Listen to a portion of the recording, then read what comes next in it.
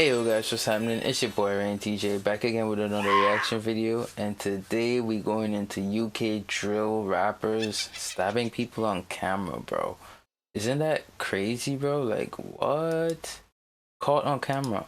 I had no idea what drill rapping was, but I called my son and he sent me some videos, and it is alarming. The violence is infused in the music. They feel like the rap is making the street more dangerous. Drill rap has turned into quite a mess with all the violence and murders going on. It's like a toss-up between hip-hop rap and drill rap, trying to figure out which one's worse. It's not just Chirac anymore. It's all over the world. What's even more messed up is that many of these UK drill rappers are out there, getting their hands dirty, stabbing people on camera, and they're not even trying to hide it. Seriously, these guys have taken things to a whole new level, and it's wild. Tariq Montero. Back on August 12, 2019, Alex Smith, who was only 16 years old, took his last breath alone and slumped on a doorstep. But before all this darkness, he was just like any other kid, with dreams and aspirations. He was a huge Arsenal fan, dreaming of becoming a professional footballer. He grew up in Islington, but moved to Wembley not long before his tragic end. There was some buzz that Alex played for Southampton Youth FC, but that turned out to be a mix-up. The club clarified that he might have attended trials at the London Development Centre, but he didn't make it onto their roster. It's believed that after this setback, things took a downturn for Alex. That day, on August 12th, wasn't the first time Alex Smith would be stabbed in relation to gang violence. In May 2018, he got stabbed on Ambler Road near Finsbury Park. A year later, he was stabbed again on Byworth Walk. To keep him away from the gang scene, his family made a move to Wembley. Little did they know this move would somehow connect him with the Combo Gang. In January 2019, Needham Bilgin was fatally stabbed while riding his bike on Caledonian Road. He might have been associated with the Cowley Boys gang, but no one was ever charged with his murder. Word on the street was that Alex Smith had a hand in it, but there's no hard evidence, just rumors. Despite these rumors, Alex continued to be an active member of his gang, the Combo Gang. Some say that a few nights before his own murder, he fired shots at Tariq Montero and Syed Mohammed, who were both members of the active gang. Now, fast forward to that night when it all went down, Alex and his buddies were grabbing a bite at Nando's on Bolsover Street. They wrapped up dinner around 11:30 p.m. and walked out through the Bolsover Street exit. That's when things took a dark turn. As they stepped outside, they ran into the active gang, and things got real scary quickly. These active gang folks were out for payback, probably because of some recent shootouts and an attack on one of their own from the Combo Gang. There were 6 of them, cruising around in 2 stolen cars, a Fiesta and a Seat Leon. They spotted Alex and his crew, and the chase was on. Alex and his crew tried to run and escape, but they couldn't shake off their pursuers. They chased them down without mercy. In a panic, Alex started banging on doors, practically pleading for his life, but nobody came to help, and he ended up getting stabbed brutally, left to bleed out on someone's doorstep. The culprits made a quick escape in their stolen rides. Emergency services rushed to the scene, but it was too late. Alex Smith was pronounced dead shortly after 11:30 p.m. The police immediately launched an investigation, starting with CCTV footage, and quickly located the burned-out stolen cars in different parts of Kilburn, London. And despite media reports suggesting otherwise, a court document revealed that the police identified all 6 members of the active gang involved in the crime. Arif Biomi was identified as the driver of the Seat Leon, with Yassine Abdi riding shotgun and Abdirahman Ibrahim in the back. In the Fiesta, Syed Salaban was at the wheel, with Tariq Montero aka Suspect, and Syed Mohammed aka Swavy as passenger. Tariq is a British drill rapper who back in 2020 dropped Turn Up with T-Scam and featured in Fredo's Double Tap, released on Independence Day, reaching number 73 on the UK singles chart. And then in 2022, he teamed up with Nino Uptown for Frostbite and dropped his first mixtape, Suspicious Activity, in February of the same year. He and Swavy had gained notoriety in the UK drill music industry, rapping about crimes and murders they were allegedly involved in. He was also part of the UK drill collective Active Gang crew, whose members after the stabbing incident made plans to leave the country. One of them, Abdirahman Ibrahim, was arrested in Southampton after his attempt to leave the country failed due to a damaged passport. He underwent psychiatric treatment for drug-induced psychosis while in custody. Arif was apprehended on August 18, 2019, at an address in Wembley, while another member, Yusuf, was arrested the next day. Arif was charged with murder, while the other man faced charges related to assisting an offender, among others. Both were remanded in custody, awaiting trial at the Inner London Crown Court in early 2020. Meanwhile, the police continued their hunt for the remaining 4 suspects, believed to have fled to parts of Africa. In court, they talked about what happened that night when the 2 stolen cars, the Fiesta and the Seat, rolled out of Conway Mews together. Montero and Mohammed hopped out of the Fiesta, while Biomi took the wheel of the Seat. Abdi decided to hoof it, and that's when the whole crazy chase got going. Tariq was armed with a knife the size of a small sword, and as Alex ran, banging on doors for help, the 3 gang members caught up with him. Abdi and Mohammed grabbed hold of Alex while Tariq stabbed him not once, but twice. The second time, he stuck that blade in so hard it popped out of poor Alex's back. CCTV footage showed that Biomi never left the car during the attack, but the prosecution argued that he was just as responsible for Alex's death due to joint responsibility, and was also an accomplice when the scene was posted online. But you might be wondering what happened to Tariq when the authorities were arresting the whole crew. Where did he go? It wasn't until early 2022 that the police located him and Swavy in Nairobi, Kenya around January 26, 2022. Funny thing is, once they landed in Kenya, he went ahead, tied the knot, and even became a dad. Upon their return to the UK in January 2022, both Tariq and Swavy appeared in magistrate and crown courts. They were remanded in prison, awaiting their trial, which was set to begin in March. After a 5-week trial that ended in May, they got hit hard by the verdict. The Old Bailey jury didn't mess around and unanimously found them guilty of murder. The rapper got slapped with a life sentence, and he's looking at a minimum of 24 years behind bars. Swavy didn't get off any lighter. He's got a life sentence sentenced too, with a minimum of 23 years.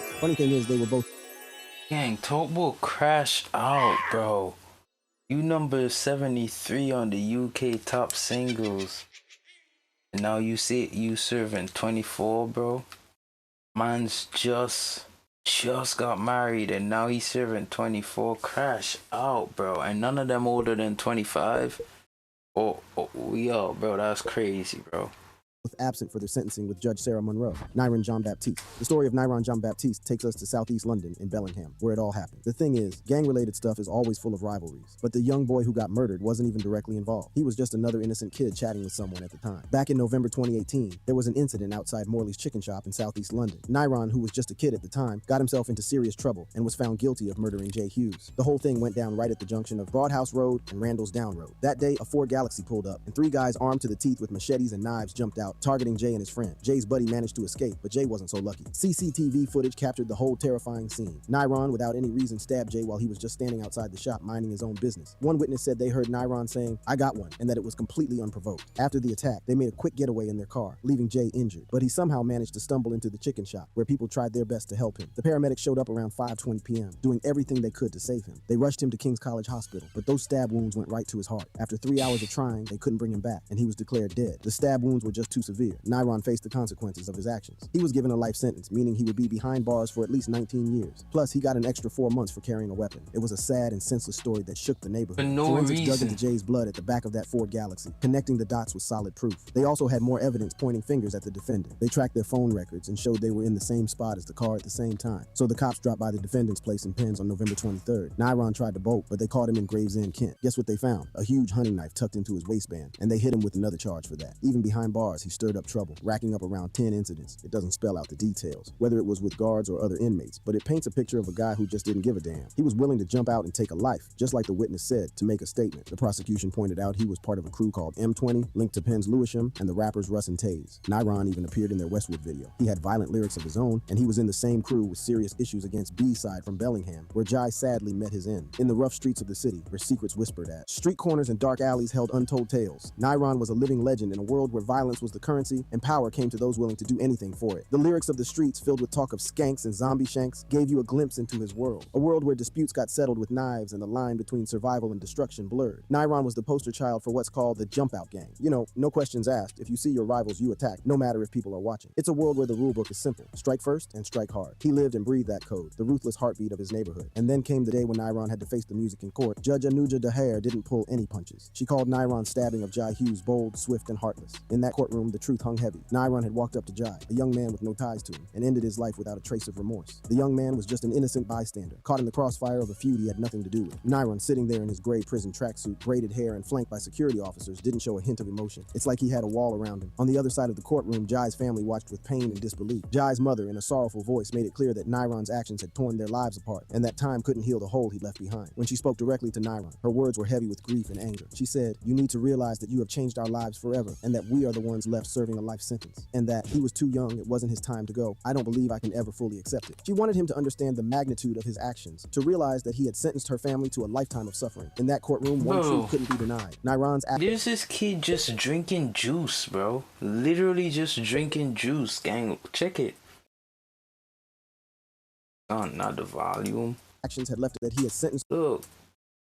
I He don't just believe I drinking can ever juice, fully bro. accept it. She wanted him to understand the magnitude of his actions, to realize that he had sentenced her family to a lifetime of For suffering. no In that reason. courtroom, one truth couldn't be denied. Nyron's actions had left a community broken and scarred. It was a story of violence, rivalry, and loss that sent chills down your spine. What made this tragedy all the more chilling was Nyron's history of violence. He had already been Wait, convicted. that was him walking off after he's... No, that was somebody else. Oh, that's who he was watching walk off. Sent chills down your spine. What made this tragedy all the more chilling was Nyron's history of violence. He had already been convicted 4 times for knife crimes before he claimed Chai's life. Within the confines of custody, he had been involved in 13 violent incidents, which was a testament to his unrelenting aggression. It was as if he was a ticking time bomb, ready to explode at the slightest provocation. But Nyron's story isn't just about his actions. It's also about where he came from. His upbringing added another layer to this tragedy. Imagine growing up without the love and care of your parents, left to fend for yourself in an unforgiving world. Nyron's bleak childhood, painted by his lawyer Graham Trembath as a tale of neglect, showed just just how deep his scars ran. Osita Alagbaoso. This wasn't just another tragedy. It was friendship gone sour. Osita Alagboso and his buddy Joseph Matimba got into trouble for a mess that started as part of a larger gang feud, going down between two crews. Things turned seriously dark. They were caught up in this huge gang feud between K-Block and NPB, which is short for No Plan B, and it got way out of hand. Osita, 18 at the time, was found guilty in April of 2021 of stabbing 19-year-old Jaden McFarland in Brookfield Road, Ashford, Kent, in March 2020. Osita, in a heartfelt letter, admitted he messed up big time. In his words to Jaden's family, he said, "I messed up. I know it. I can't even begin to say how sorry I am. I never wanted any of this." He is currently serving a life sentence with a minimum of 20 years over what the judge called super creepy and messed up killing and another stabbing. The judge, however, didn't buy Osita's remorse act, calling him out for being a danger to society. He told Osita straight up that he knew exactly what he did was wrong and that violence wasn't cool. He was warned he might never see the light of day again if he didn't change his ways. And honestly, considering Osita's past violence, that warning was well deserved. The whole nightmare started when Osita from Ashford started his own gang, NPB. Jaden, caught in the middle, used fake cash to buy drugs from the duo, and that set off a chain of events that led to the tragedy. The gangs involved, YTB and NPB, got uglier and uglier, posting horrifying stuff about violence and eventually taking their fight from the internet to the streets. It was chaos. What's even worse is that Jaden didn't even have a chance. He wasn't armed, and he fell victim to this senseless violence. And to make matters more messed up, Matimba seemed pretty pleased he got away with it. He was deep into the gang life, with knives and drugs all mixed up in it. During the trial, it became chillingly clear just how deep this feud ran. Matimba, Osita's partner in crime, didn't just stop at being involved. He took sick joy in Jaden's death, even celebrating it in a rap song. The court saw through his act of remorse and redemption. Even after being out on bail, he couldn't resist boasting about the incident on social media, as if it was some twisted badge of honor. Then there was Hassan Tejan, a guy who wasn't even part of any gang, but got caught up in the mess as their driver. He ended up admitting to the same offense and got a 12-month sentence. Talk about being in the wrong place at the wrong time. But still, the trial painted a pretty horrifying picture. It all started a year before, escalating into a brutal confrontation, and the jury got an eyeful of evidence videos and audio recordings of these gang clashes, and then the gruesome details of that fateful day. Osita, armed with not one, but two knives, including a crazy Rambo-style blade, confronted McFarland in broad daylight at noon. Things escalated fast, and Jaden, who used to be his friend, got stabbed twice. One of the knives even broke during the attack, but that didn't stop Osita. McFarland, in a desperate bid for survival, managed to escape momentarily, but the killer relentlessly pursued him, still wielding that terrifying knife. Prosecutors said he chased Jaden into a small residential car park, still waving that terrifying blade, but he had to hide it temporarily when someone in the car spotted him. However, Jaden couldn't make it, and sadly, an hour later, he succumbed to his knife wounds. One of those wounds was a massive 17 centimeters gash that pierced his lung and chest cavity. It was brutal. The prosecution didn't hold back at Osita's sentencing hearing. They painted the pair as hardcore gang members, deep into carrying knives and dealing drugs. They said they both even took pleasure in Jaden's murder and showed his sick approval through rap songs about the whole thing, even writing online about two guys getting gut down, which was clearly about McFarland and another person's death, a secret one. Court records spilled the beans on some Snapchat messages where Osita was waving weapons around and threatening to slice up anyone from the rival gang, K-Block. Witness statements, seen inside Maidstone Crown Court, had Matimba bragging about not snitching and celebrating being cleared of murder. But Matimba, who's well-educated and from London, got convicted of perverting the course of justice. Why? Because he and the driver, Tejan, helped. McFarland's killer changed clothes inside a takeaway restaurant in Ashford, in the disabled toilets. They gave him 18 months behind bars, but because he already spent 450 days in remand, the judge said that was enough time served. Crazy, right? And after that, he started making music under the name J-Caps, even filming music videos in Leicester. But it doesn't end there. Osita and his crew took it to a whole new level of messed up. They were caught on tape, laughing about Jaden's death, and even had the guts to share pictures of his lifeless body on social media. It's beyond messed up. It's downright horrifying. In the end, Osita got hit with a life sentence. With at least 20 years behind bars, the judge laid it out for him. He won't see the light of day until he proves he's changed his ways and isn't a threat anymore. And honestly, given the madness of it all, that's the least they deserve. It just goes to show, you never know where things might end up when it comes to violence and gangs.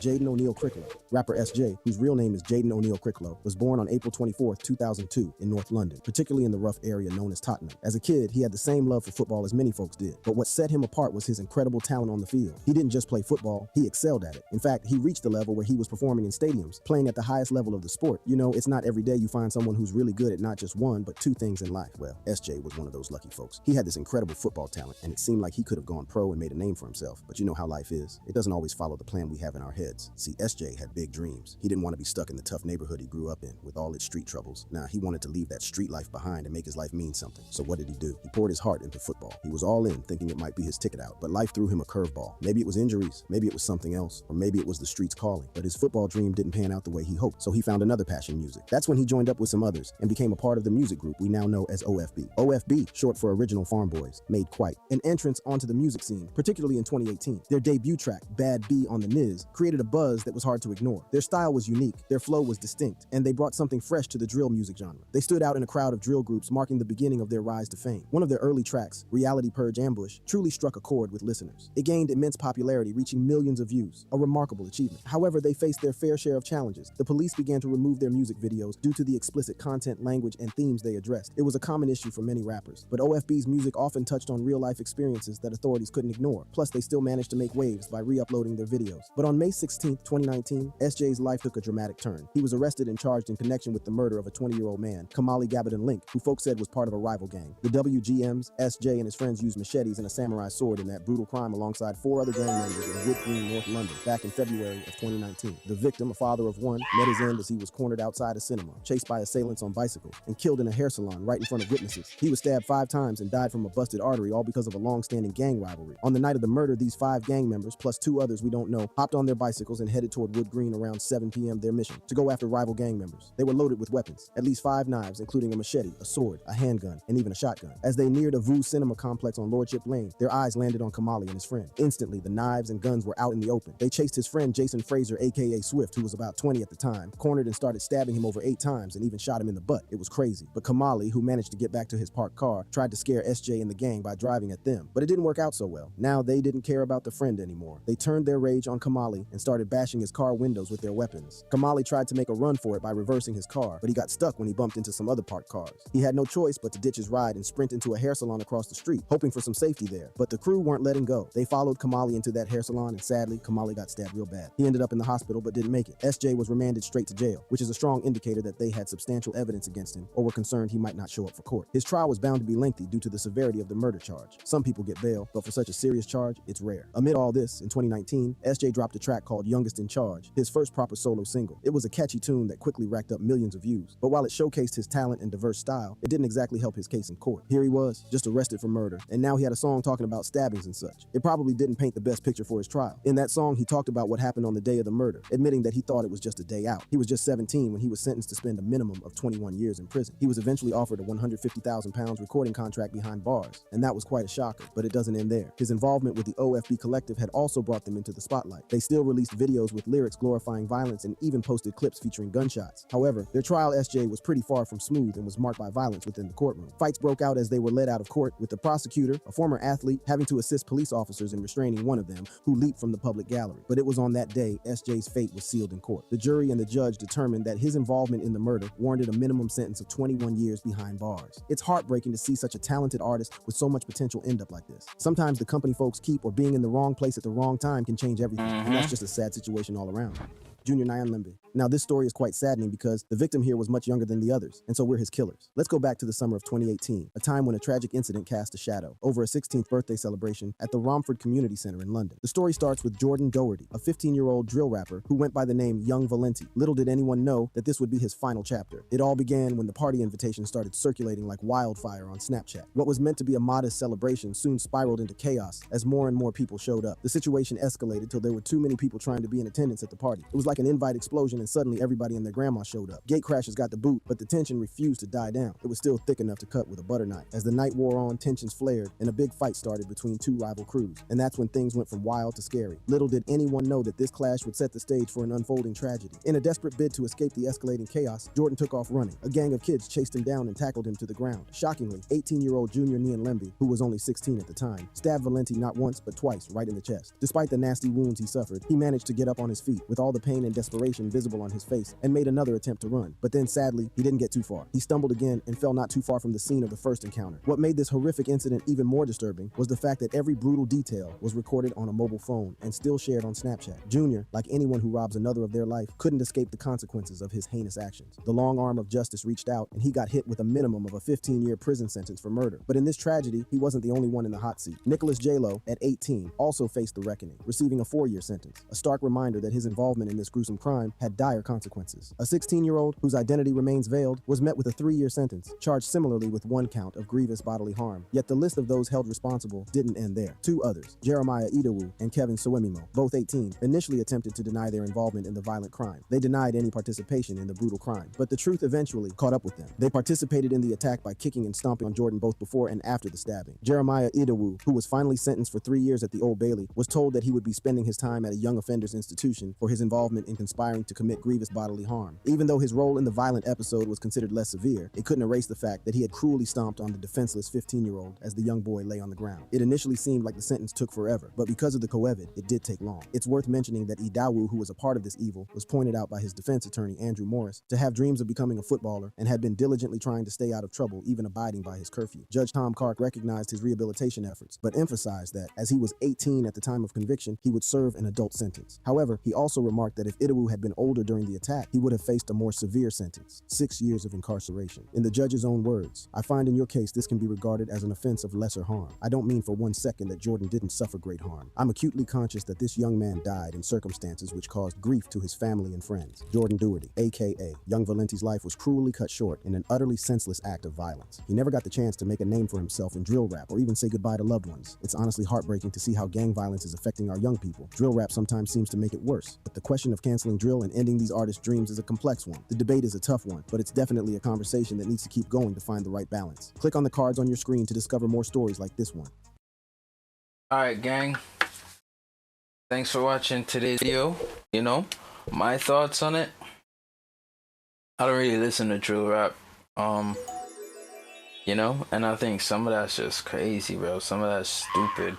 And like he said, you know, be careful of the friends you keep, gang. Friends you keep for real, because some of them dudes probably really didn't even want to be there. But remember now, Rap Daily, drop a like, subscribe if you're not subscribed. You could do the same for me. If you like my drawings, then you could follow, subscribe, like I just said, or you could check out my store. You could buy something, and if you can't, you know, just share, hit me up on Instagram, comment down below, anything, any kind of engagement. I truly appreciate. Thank you all for watching, and I'm gonna see y'all in the next one.